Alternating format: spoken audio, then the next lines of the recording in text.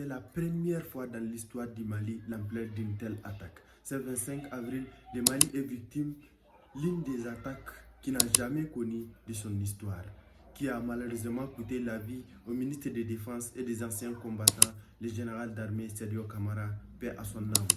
Ils ont mobilisé plus de 12 000 hommes avec des moyens très sophistiqués, des drones kamikazes, des missiles, des projectiles. Bref, ils ont mobilisé tout un arsenal de guerre pour faire tomber le Mali. Mais malheureusement pour eux, le Mali restera in et indivisible. Alors, beaucoup nous parlent des djihadistes, nous parlent des rebelles, mais en réalité, ce n'est pas une attaque conduite par les rebelles ou quoi que ce soit. Ce sont une attaque coordonnée et bien téléguidée par des services de renseignement occidentaux. 18 000 hommes mobilisés, ce n'est pas petit. Utiliser des drones kamikazes, ce n'est pas à la portée des terroristes. Les terroristes, on connaît en Afrique et au Sahel, en particulier, ce sont des gens qui viennent en moto avec des kalachnikovs. Regardons les faits et analysons-les très bien. Pourquoi viser les palais présidentiels? Pourquoi viser des casernes militaires? Pourquoi viser les domiciles des ministres de Défense et de Sécurité? En réalité, c'était un coup d'État. Mais malheureusement pour eux, une fois encore, ça n'a pas marché. Le Mali n'est pas tombé. Ils veulent couper le Mali à des deux autres États du Sahel. L'objectif était très clair, de faire tomber le Mali, de faire un coup d'État en paralysant les points stratégiques comme les casernes militaires, les drones, les bases militaires importantes et de s'emparer du palais présidentiel et de créer la terreur et de faire propagandiste avec leurs médias occidentaux en disant le Mali est tombé, voilà, les terroristes ont pris le Mali. Alors, posons-nous des bonnes questions. Si ce sont réellement des rebelles, pourquoi de coordonner avec les terroristes? Regardons-les et comprendrons. 5 villes, Mopti, Gao, Kidal, en passant même la capitale Bamako. Coordonner en une seule jour 5 villes différentes. Les terroristes ont ces moyens, j'en doute très fort. Et puis posez-vous des bonnes questions. Ne vous surtout laissez pas embobiner par les informations des médias mensongers, médias comme TV5 Monde, RFI, France 24, bref. Cherchez de bonnes informations. La plus importante, analysez-les et comprenez la situation. Alors, attaquer 5 villes en même temps, est-ce l'objectif recherché? D'habitude, les terroristes, ils viennent, ils attaquent ou ils brûlent les citernes. Mais pas attaquer les 5 villes les plus importantes du pays en un seul jour ou viser les domiciles des dirigeants.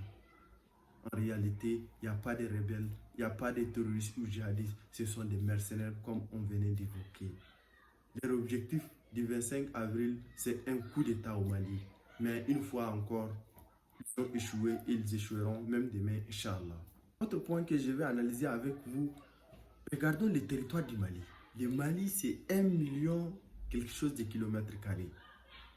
Et puis, les Jinim, les groupes terroristes affiliés à Al-Qaïda qu'on connaît avant, qui n'ont pas cette capacité d'attaquer 5 villes en un seul jour.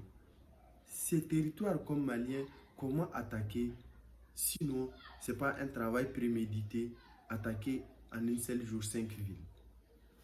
Comme j'ai dit, c'est un travail prémédité, coordonné et par les professionnels et monté, mais ils ont échoué à la dernière minute. Ça veut dire que l'objectif n'a pas atteint. Faire un coup d'État, faire tomber Assimi Goïta. Mais ça n'a pas marché. Ils ont tué l'homme fort du pays, mais les douleurs font réveiller le peuple malien et ils seront aguerris pour défendre leur nation. Le Mali est connu de son histoire avec des guerriers, des hommes comme Sundiata Keita, de Mansa Moussa, bref. On parlait du Mali avant qu'on parlait de France, on parlait du Mali avant qu'on parlait même des États-Unis d'Amérique. Alors, autre point important, les points visés, comme on venait de citer, comme les casernes militaires, ils ont visé des bases militaires importantes. Il y a les bases importantes qui ont des logistiques importantes comme des drones, des missiles. Ils ont visé ces bases-là. L'objectif, de couper les logistiques dans des bases avancées. Si ces bases principales ont été attaqués, ça veut dire si les moyens sur ces bases seront détruits, les militaires en mission n'auront pas de moyens ou la coordination aérienne n'aura pas lieu. C'est ça exactement l'objectif recherché. Parce que nous, on n'est pas des dupes, on a compris leur objectif. Et une fois ces bases détruites, c'est fini. Leur objectif n'atteindra facilement. Mais malheureusement, ils n'ont pas atteint ça. Deuxièmement, regardez la propagande médiatique. Posez-vous des questions. C'est quoi les liens? Écoutez bien, quand on dit les terroristes, ce sont des individus qui sont dans les forêts. Il n'y avait pas de réseau, il n'y avait ni de téléphone, c'est ce qu'on connaît.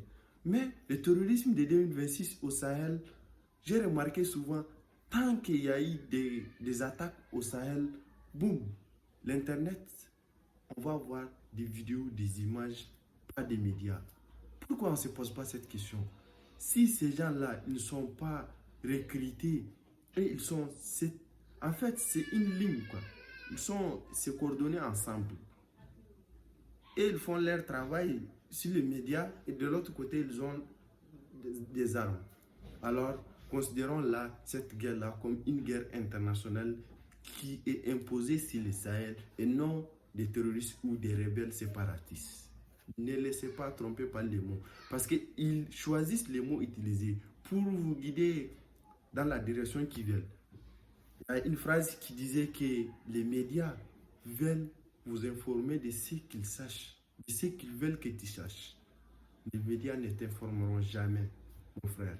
Dans ce cas, choisis les bons médias et de t'informer et faire des analyses toi-même. Très intéressant. Il faut toujours poser des bonnes questions. Intéressez-vous aux faits, pas des actes. Aux causes même, si possible. Qu'est-ce qui a causé? Pourquoi le Mali a attaqué aujourd'hui? Pourquoi on parle de ces terroristes? Bref, vous aurez des réponses si vous arrivez à vous poser des bonnes questions. Troisièmement, là, mon message est destiné à ceux-là qui propagandent en disant la défaillance du service militaire, des services de renseignement maliens. Vous parlez de quoi? Ce ne sont pas des humains? Il n'y aura pas des accidents comme ça? Juste un petit exemple. Il y a cela 2 jours. Les États-Unis d'Amérique, son président a été victime d'un attentat. Heureusement, il a survécu. Sinon, Donald Trump serait tué. Il y a cela 3 jours, ça s'est passé. Mais qui parle de ça? Mais si c'est au Sahel, c'est la propagande, c'est boom médiatique. Donc, ne laissez pas diriger par vos sentiments. Posez-vous des bonnes questions. Les choses comme ça, très souvent, arrivent. Une fois encore, ne laissez pas tromper par les Occidentaux. Autre chose, il y a des gens qui croient que si le général Sadio Camara tombe, le Mali tombera. Non, pas du tout. Regardez l'Iran. Qu'est-ce qu'ils n'ont pas fait en Iran? Ils ont tué les guides suprêmes de l'Iran. Ils ont massacré des filles, des enfants. Ils ont tué une partie de l'élite iranienne. Mais l'Iran tient aujourd'hui toujours. On nous fait savoir que l'Iran est tombé. L'Iran, on ne parle plus. Mais en coulisses, ils nous parlent de négociations. Posez-vous des questions alors. Si l'Iran est tombé, ils vont négocier avec qui? En sachant que le régime est tombé. Mais l'Iran tient toujours. Le fait qu'un seul homme, malheureusement, il est tombé, mais le Mali tiendra et toujours, Inch'Allah. Et puis, rappelons de l'histoire. L'histoire est très intéressante dans notre sujet. Le Mali, l'empire du Mali était connu par des guerriers, des hommes comme Sundiata Keita, Mansa Moussa. Le Mali, on parlait de l'état du Mali ou l'empire du Mali avant même qu'on parlait de la France, avant même qu'on parlait des États-Unis d'Amérique. Alors, où on est né? Ces peuples guerriers qui se rappellent de ces histoires de ses ancêtres ne tombera pas et ne cédera pas. Qu'on le veuille ou pas, le Mali veillera. Qu'on le veuille ou pas, l'AES tiendra. Parce que les gens là, ils ont un objectif très clair. Faire tomber un de ces États pour s'emparer des ressources de nos peuples. Si un des États de l'AES tombe, leur objectif sera atteint. Parce que si une partie tombe, les 2 parties se tomberont facilement. Ils ont bien compris ça. C'est pour cela, regardons et bien analyser. Il y a cela 3 semaines, ils ont attaqué au Niger l'aéroport de Niamey. Malheureusement pour eux, ils ont perdu encore. Aujourd'hui, c'est le tour du Mali. Bref, ils ont déjà perdu. Ils ont mobilisé des millions, des drones, tout, mais ils ont tout perdu. Aujourd'hui, regardons et soyons optimistes et regardons le professionnalisme et la promptitude de nos femmes qui sont en train de traquer les terroristes partout et ils sont là. Allez voir. Après 3 jours, 2 jours, ils vont essayer de nous parler de d'autres votre information mensongère, mais leur objectif n'est pas atteint. Alors, renseignez-vous sur des bons médias et posez-vous la plus importante, la mindset, vous-même des questions et faire de bonnes analyses. Si vraiment la géopolitique vous intéresse, ne paniquez pas surtout. Posez-vous des questions intéressantes et essayez d'analyser les choses. Tu pars, tu écoutes France 24, je ne sais pas moi, TV5 montre, quoi que vous voulez. Mais tu viens, tu dis aux gens que le Mali est tombé, l'AES est tombé, Niger est tombé, je ne sais pas, tel pays est tombé. Je vais vous dire un truc. Les médias occidentaux, ils ont ce qu'on appelle la ligne éditoriale.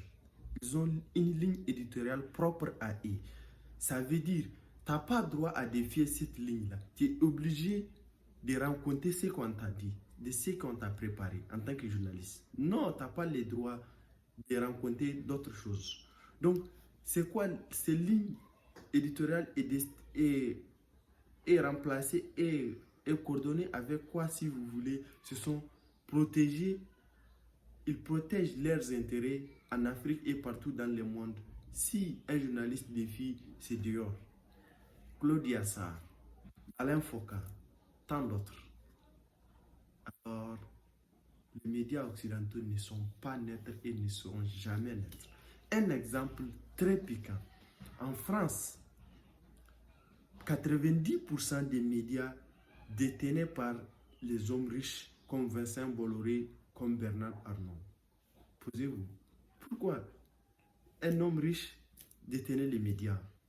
Vous voyez, les gens là, en réalité, même leur peuple n'est pas indépendante de l'opinion libre ou soi-disant liberté d'expression. C'est à nous, ils viennent nous faire des chantages. Alors, bienvenue sur Afrique Décryptée. Notre travail est fini pour aujourd'hui. Sur ça, n'hésitez pas à vous abonner, partager et liker cette vidéo si notre contenu vous intéresse. Et surtout, donnez vos avis. On accueille tous les avis du monde entier. Posez-vous des questions et on vous répondra, Inch'Allah, si possible. N'hésitez pas à nous donner si un sujet qui vous tient à cœur et qui vous sera traité et analysé. On va faire notre possible. On est qualifié, mais on a le courage.